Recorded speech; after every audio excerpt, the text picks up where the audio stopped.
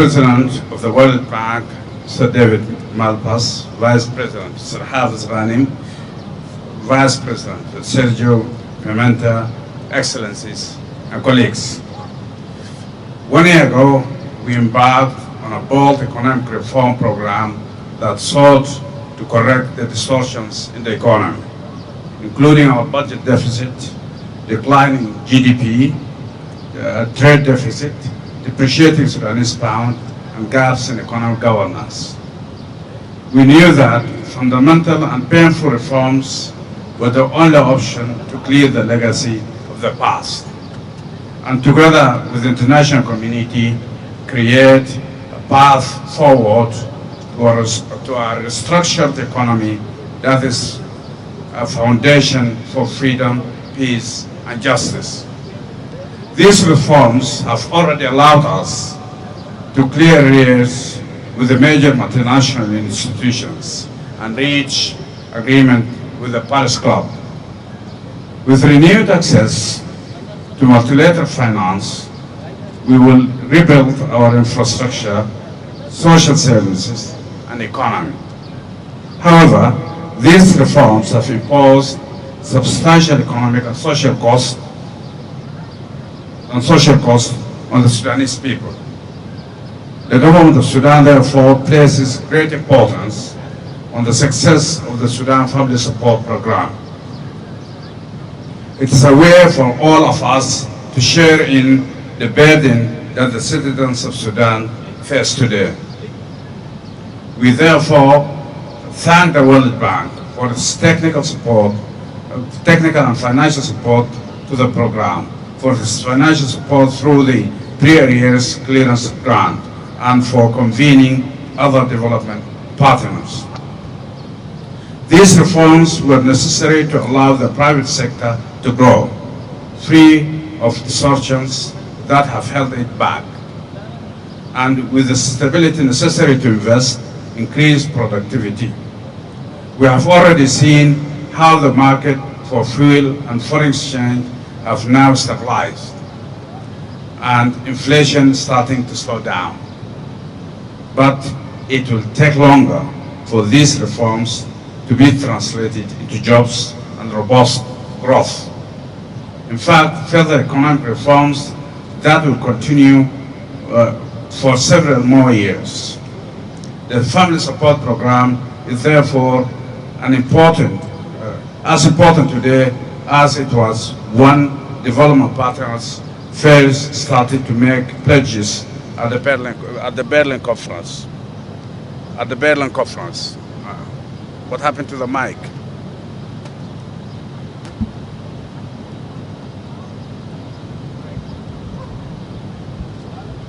Something went wrong.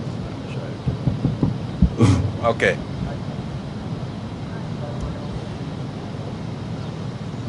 To date, partners have provided sufficient funding for the program to provide 6 months of benefits.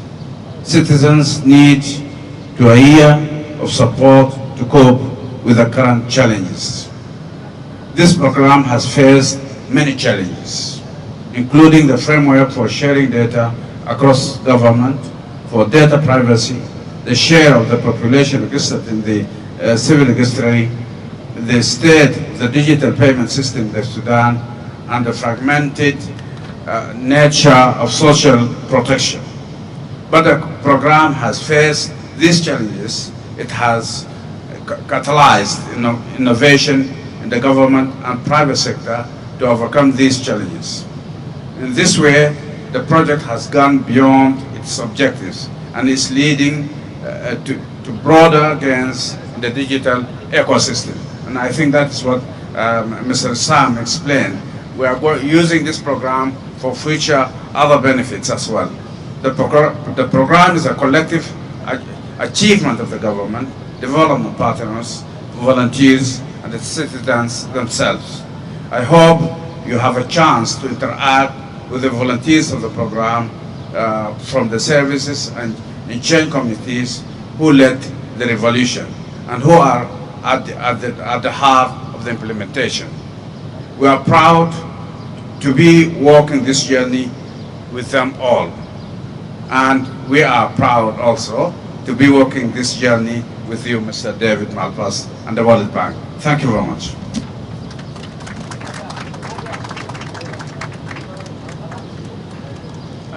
I have the honor and the pleasure to introduce the Minister of Health, Dr. Omar Najib.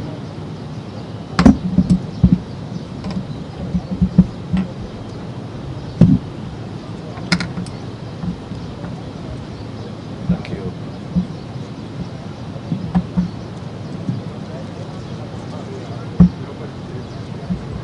Your Excellency, Mr.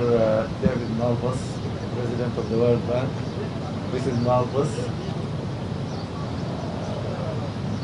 esteemed colleagues from the World Bank, Your Excellencies, firstly, may I welcome you all to Sudan, to a new Sudan that is seeing a huge transformation. Today is truly a historic day. It really is a remarkable day in the history of the revolution and in the history of the Sudan. I believe the last president of the World Bank who visited Sudan was in 1972, Mr. Robert McNamara. I was a second-year medical student then, and many waters had passed under different bridges ever since. We are going through a very complicated transition. As my colleague Dr. Jibril has explained to you, the transitional government has been trying to stabilize the transition and to serve the people. The main challenge we have seen within the transition is the introduction in the world of COVID-19.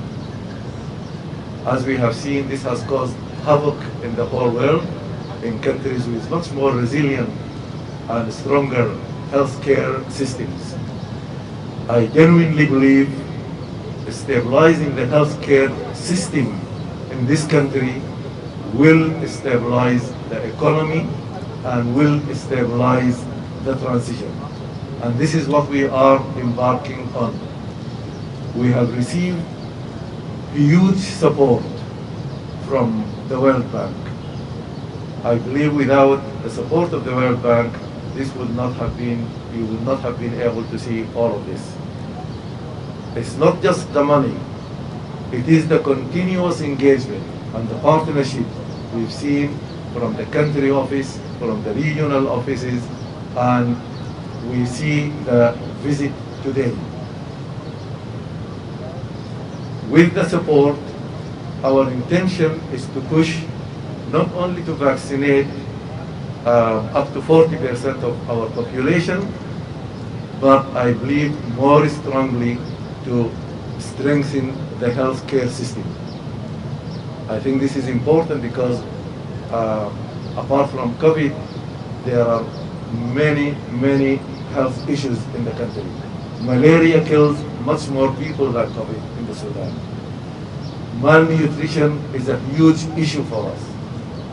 The percentage of stunted growth in children because of malnutrition across board is about 36%, which is absolutely terrible. In some states, like in Kasala, we were in Kasala a couple of weeks ago, in some localities in Kasala, the stunting within children was 76%.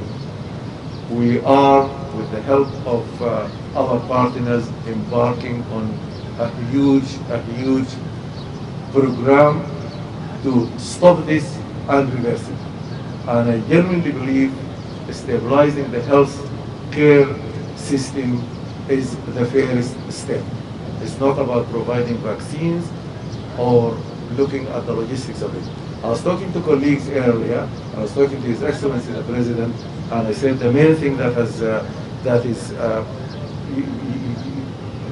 been a problem for us is actually the logistics. It's not the money, The country has been through 30 years of systematic destruction for all the systems, and this is where we need the support. We talked about public-private partnership as a way forward to support our logistics, and our colleagues in the Ministry of Finance have been guiding us how we can actually make use of this. Finally, I would really like to thank and appreciate the hard work the people in this center have been doing over the last few days so that this happened. We were actually, I think the idea of this is to show His Excellency and his team, how the support they have been providing is working in collaboration for everybody, nothing else in all other areas. Thank you very much indeed, and we really, really appreciate your visit and your support. Thank you very much, Mr. President. Thank you. Oh, we're getting off our heads. Thank you very much, Minister.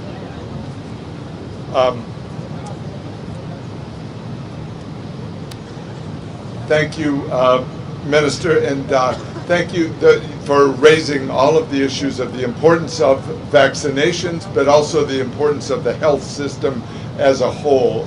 This is critical for young people to get nutritious food that helps them grow, and also the other vaccines that you mentioned, including malaria, are important. I'm very happy to be here today to see the combined center, the connection of the various data sources that are allowing the benefits to be conveyed, but new benefits in the future if there are different kinds of challenges that the country faces, and also the connection to the COVID vaccine. I don't want to speak too long today because they still have extra vaccines that they need to put shots in arms this afternoon. So I think that's a very important part of the project.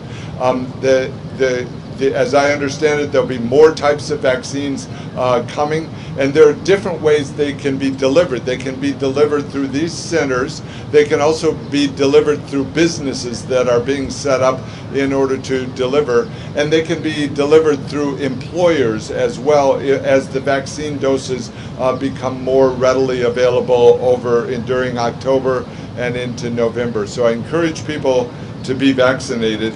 I want to especially thank Minister Gabriel Ibrahim, the finance minister, and I want to pick up on something you said, walking the journey. And so Sudan is walking a journey that we've just discussed of healthcare, of vaccinations, of responding to COVID, and that's a very challenging journey.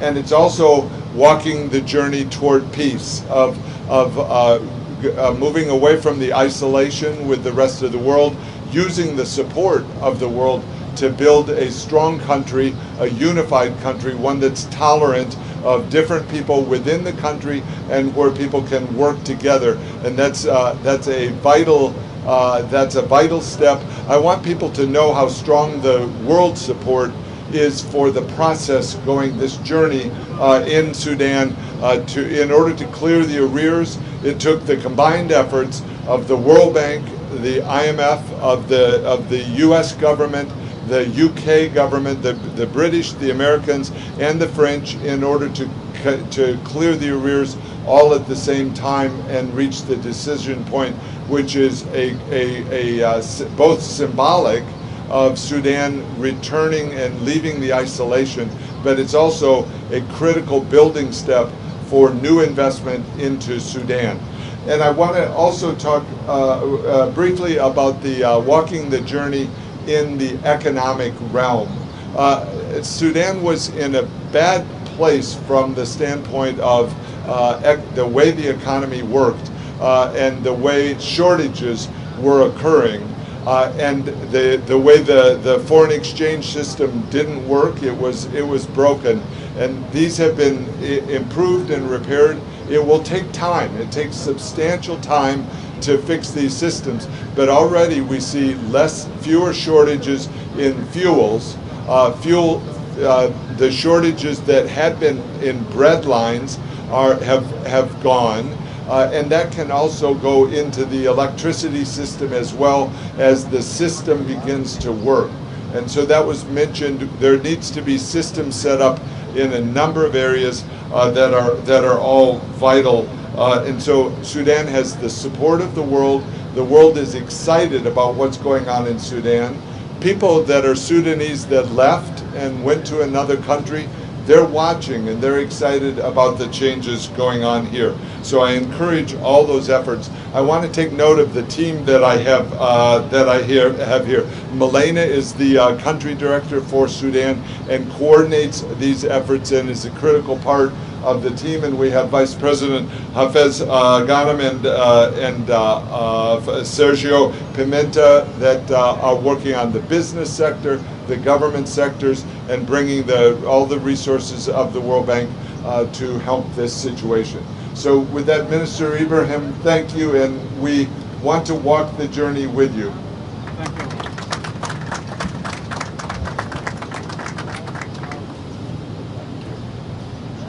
Thank you, Your Excellency, President of the World Bank Group. للأعزاء يكون في ملخص بالعربي نوزع عليكم إن شاء الله كل النقاط من كل الخطاب. So today's program is over. We'll ask everybody to remain seated to allow the delegation to leave. Thank you.